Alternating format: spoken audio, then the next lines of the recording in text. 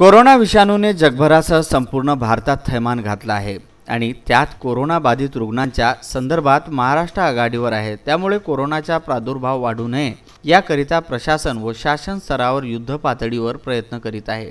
Police विभागासह असे अनेक शासकीय रुग्णालय व कार्यालय आहेत ज्या ठिकाणी दररोज शेकडो लोकांचे आपल्या कामानिमित्त येणे जाणे असते। अशा वेळी या विषाणूचा संसर्गापासून या क्षेत्रात सेवा देणाऱ्या व त्यांना कुटुंबाची सुरक्षा अति महत्त्वाचा प्रश्न आहे। या दृष्टीने शहरातील जय भवानी इंजिनियर वर्कशॉप यांचे अजय सिंग ठाकूर व खान चाबी सेंटरचे फिरोज खान यांनी जय मुरुदे, सागर ठाकूर, करण पतालिया, निलेश शिंगडे यांच्या सहाय्याने सेन्सरच्या माध्यमाने ऑटोमॅटिक सॅनिटायझर यंत्रणा तयार केली।